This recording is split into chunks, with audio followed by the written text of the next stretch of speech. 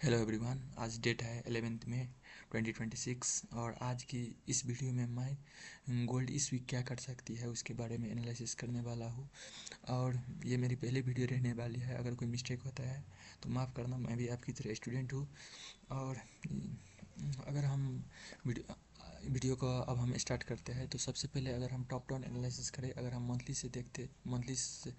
को देखते हैं तो मंथली में प्राइस ने इस मैं ज़्यादा पीछे नहीं जाऊंगा क्योंकि वीडियो लंबा हो जाएगा। मैं वीडियो को शॉर्ट रखना चाहता हूँ।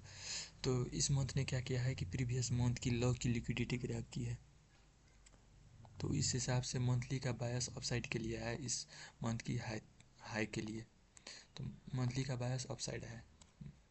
और अगर हम वीकली में जाते हैं तो वीकली में भी मतलब ये तो अभी का आज मंडे है और आज मैं ये वीडियो 12:43 को बना रहा हूँ। तो मंडे को कैंडल स्टार्ट हो चुका है। तो इस वीक इससे पिछले वीक ने क्या किया था कि उससे पिछले वीक की लो की यहाँ पर लो की लिक्विडिटी ग्रैब की थी और अपसाइड का भी लिक्विडिटी को टारगेट किया था। और अगर हम वीकली को अगर देखते हैं तो वीकली का बायस अपसाइड है मेरा हिसाब से, क्योंकि यहाँ पर कोई इसे रोकने वाला भी नहीं है। तो बायस वीकली का अपसाइड है वीकली के हिसाब से। और ये वीक अभी स्टार्ट हुआ है तो आज हो सकता है कि मंडे और ट्यूसडे को नीचे है और वेडनेसडे थर्सडे को ये अपसाइड जाए। और हम डेली में देखते हैं वो स्ट्रक्चर क्या रहने वाली है, इंटरनल वो भी देखना होता है। तो वीकली का बायस अपसाइड है। अगर हम डेली में जाते हैं तो डेली में प्राइस ने यहाँ पर एक प्रॉपर अपसाइड के लिए मूव दिया है और यहाँ पर एक ऑर्डर ब्लॉक भी बनाया है।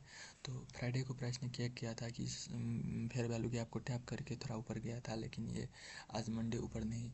आज जब मार्केट ओपन हुआ तो मेरा मानना है कि ये भी था यहाँ से यहाँ। अब अगर आप देखो तो यहाँ पर एक फेयर वैल्यू गैप है जहाँ से प्राइस गिर सकता है, और fair value gap and order block यहाँ पर एक है। तो मेरा मानना आज ये भी था, आज जब मतलब कल जब मैं एनालिसिस कर रहा था तो मेरा मानना ये भी था कि अगर प्राइस अपसाइड के लिए जाता है तो मे भी ये इस लिक्विडिटी को भी हंट करे और यहाँ से गिरे।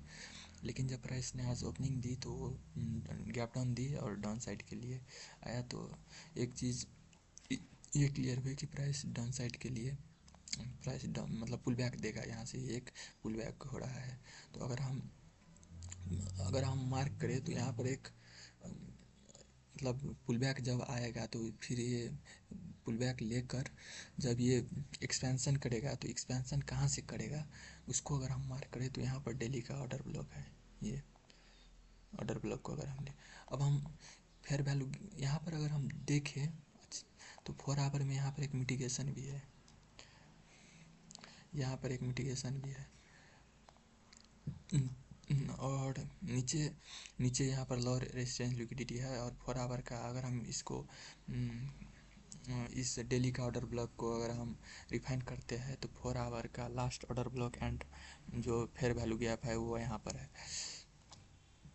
और यहाँ पर एक ऑर्डर फ्लो टाइप है यहाँ पर ये, और यहाँ पर एक 4 आवर का दूसरा भी एक लो रेजिस्टेंस टाइप मतलब वीक ऑर्डर ब्लॉक है। तो अब प्राइस ये मैं नहीं बोल सकता है कि प्राइस यहाँ से जाएगा या यहाँ से जाएगा, ये किसी को नहीं पता है। ये फैक्ट है और ये ट्रूथ है कि ये किसी को कोई नहीं बोल सकता है कि प्राइस ये यहाँ से जाएगा या यहाँ से जाएगा या यहाँ से जाएगा। कई बार ऐसा भी हुआ है कि प्राइस यहाँ से भी गया है, ओवरऑल बायस अपसाइड है, लेकिन प्राइस यहाँ इसको भी लेकर जा सकती है और कई बार इसको भी लेकर गया है, कई बार इसको भी लेकर गया है और कई बार इसको भी लेकर गया है ऊपर के लिए। तो मैं ये नहीं बोल सकता।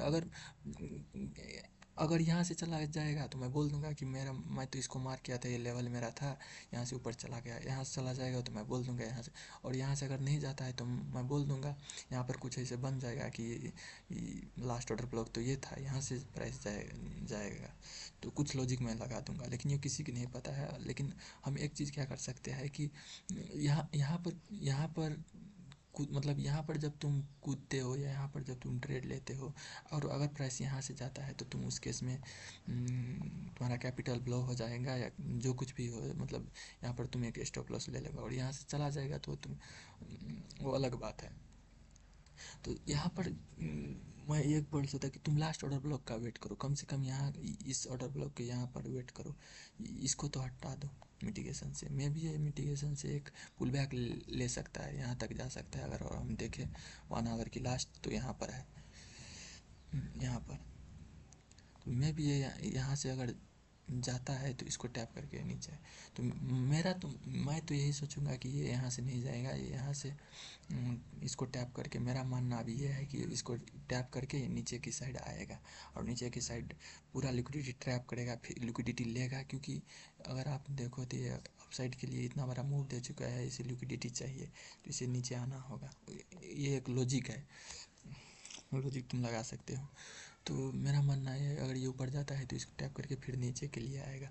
तो आज ये मंडे हो गया, तो मंडे को ये यहाँ तक जा सकती है और या गिर सकती है। मंडे ट्यूसडे को मतलब ये नीचे आएगा, और वेडनेसडे को क्या करेगा कि ट्यूसडे की जो मतलब ट्यूसडे को प्राइस जब ये गिरेगा, यदि गिरता है तो उसकी लो की लिक्विडिटी लेकर और इसको टैप करके या इसको टैप करके ऑफसाइड के, यहाँ पर अब देखना होता है स्ट्रक्चर कैसा बनता है, उस हिसाब से तुम एंट्री ले सकते हो।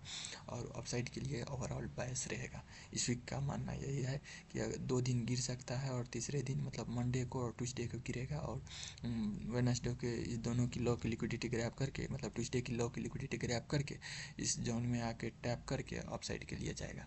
अब ये मैं नहीं बोल सकता कि ठक यहाँ से जाएगा या लास्ट लेगा। अगर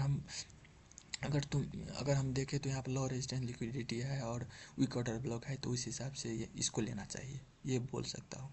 लेकिन यहाँ से चला जाएगा तो ये नहीं बोल सकता कि यहाँ से चला गया। यहाँ पर स्ट्रक्चर देखना होता है, उस हिसाब से टाइमिंग क्या रहती है और डे कौन सा डे ओपनिंग, मतलब यदि वेडनेसडे को इसकी लो की लिक्विडिटी ग्रैब करके जाता है तो और अच्छा ये, और मतलब इससे कंफर्मेशन मिल सकता है। ये सारी चीज़ें होती है और ट्रेड की टाइमिंग भी होती है, बहुत सारी चीज़ें होती है। तो ये मेरा मानना है कि अपसाइड के लिए इस वीक मतलब 2 दिन गिरेगा और तीसरा मतलब मंडे ट्यूसडे को गिरेगा, और वेडनेसडे से टारगेट ओवरऑल अपसाइड के लिए रहने वाले हैं। तो यही है मेरा एनालिसिस। और यहाँ पर स्ट्रक्चर वगैरह भी देखकर एंट्री, अगर तुम ITL क्या मार्क करते हो पता नहीं, उस तुम देख कर ले सकते हो। और एक चीज़ और, लास्ट चीज़ मैं ये बोलना चाहूँगा कि देखो ये चीज़ उसके लिए है, एनालिसिस का पार्ट नहीं है, मैं उसके लिए बता रहा हूँ। ऐसे कोई बिगनर है या कोई कि लेवल मार्क करना ट्रेडिंग नहीं होता है। लेवल मैं मार्क कर दिया, ये 3 लेवल, तो प्राइस यहाँ से चला जाएगा तो ठीक है। यहाँ से चला जाएंगे तो मैं कुछ बोल दूंगा कि ये मिटिगेशन था, लास्ट ऑर्डर ब्लॉक तो ये था, यहाँ से प्राइस जाता है। या यहाँ से नहीं गया तो मैं बोल दूंगा कि ये वीक ऑर्डर ब्लॉक था या लो रेजिस्टेंस लिक्विडिटी था, तो इसलिए लास्ट ऑर्डर ब्लॉक इसको लेकर चला गया। और यदि यहाँ से चला जाता तो मैं बोल दूंगा कि एक ऑर्डर फ्लो था, प्राइस का मूवमेंट ऑफ साइड था तो इसको लेकर चला गया। तो बोलने के लिए मैं कुछ भी बोल सकता हूँ। इसलिए मेरा मानना है कि लेवल ड्रॉ करना इज़ नॉट ट्रेडिंग। मतलब लेवल कोई भी ड्रॉ कर सकता है, और लेवल से यहाँ से यदि मैं ड्रॉ करा, यहाँ से चला भी गया, तो ये नहीं हुआ कि मैं बड़ा ट्रेडर हो चुका हूँ या मेरे को सारी चीज़ें आती है। मायने ये रखती है कि मैंने यहाँ से ट्रेड लिया या नहीं लिया। मेरा मानना इतना है कि मैंने यहाँ से ट्रेड लिया या नहीं लिया। अगर लिया तो आपको शो करूँगा या कि इस टाइम पर मैंने ट्रेड लिया, यहाँ पर स्टॉप लॉस रखा था। और अगर वो मैं दिखाता हूँ कि मान लो मैं यहाँ पर ट्रेड लिया, तो मैं बीच में भी दिखा सकता हूँ कि ये मेरा स्टॉप लॉस था और ये मेरा टारगेट था, फिर वो हुआ ट्रेडिंग। लेवल मार्क कर देना ट्रेडिंग नहीं होता है, दैट्स इट। ये मैं बोलना चाहता हूँ। अगर कोई तुम्हें ट्रांसपेरेंट के साथ दिखाता है कि ये मेरा लेवल है, यहाँ पर मैं ट्रेड लूँगा, और वो ट्रेड लेकर स्क्रीनशॉट डालता है और यहाँ पर प्रॉफिट बुक करता है, या जहाँ पर भी करता है वो उसका टारगेट, वो उसका अपना वो है मार्क करता है, वो होता है trading, that's it. Level mark करना या टीचिंग कराना बहुत आसान है। एक्चुअल में जब हम स्टॉप लॉस लगाने जाते हैं या फिर एक्चुअल में ट्रेडिंग करते हैं, वहाँ पर बहुत सारे फैक्टर आता है, वो मायने रखता है मेरे लिए। आपको एक वीडियो कैसा लगा बताना। Thank you.